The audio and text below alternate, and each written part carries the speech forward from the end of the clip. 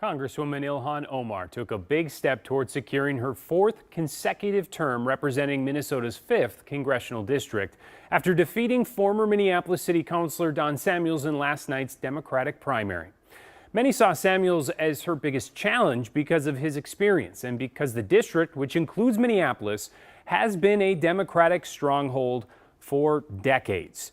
But her next opponent, a Republican newcomer, is adamant that she can win come November. Jennifer Hoff is the first local reporter to interview her about her plans to move forward. Hi, Jennifer. Kent, her name is Dalia Al-Akidi, and she says she is running as a moderate with a goal to unite everyone, unlike Omar, she says, whose comments can over the years face scrutiny and criticism, and have, really. Except Al-Akidi has no elected experience, and experts will tell you that means a candidate doesn't usually stand a chance when it comes to an election. But that is now changing. We did it, everyone!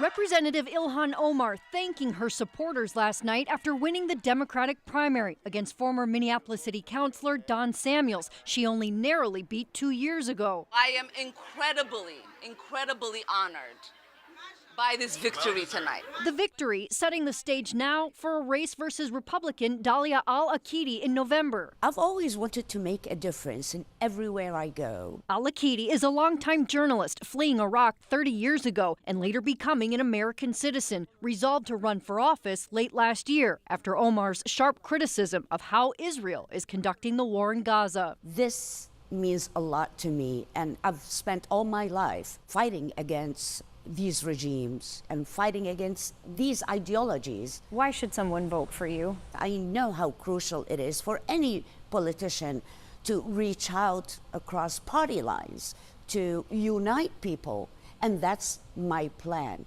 I made it very clear that I'm a moderate Republican, willing to work with moderate Democrats and independents. We need to unite to save our city, our district, and our country. The district includes Minneapolis and some suburbs, but hasn't been Republican controlled in nearly 65 years. Maybe it's about time to have new blood in both parties.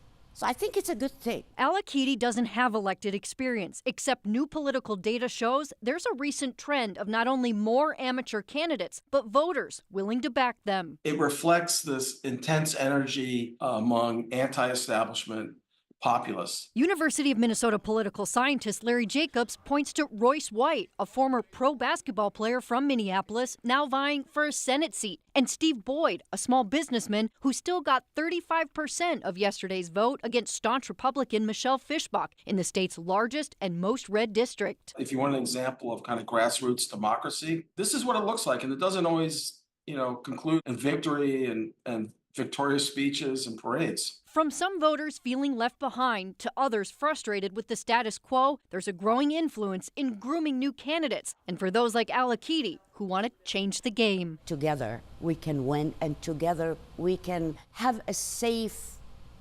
future for our kids.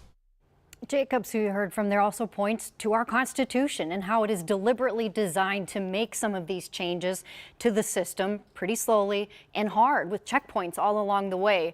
But that this new trend should also be considered what he calls really a safety measure in our democracy, that if you don't like how things are going, you can always step in and try to run. Kent? Yeah, and that's a fascinating study, Jennifer, just to be clear, and it's not just happening here in Minnesota. Certainly not an outlier. Maybe decades ago, in that study, they found an example dating all the way back to 2014 when there was an inexperienced candidate who was likely one of the first to ever win an election. In several years to follow, about 70% of the incumbents would win, the experienced ones at that. Now, that study found there's a complete reversal all across the country where these inexperienced candidates are winning a lot of elections. Wow, fascinating. Thanks a lot.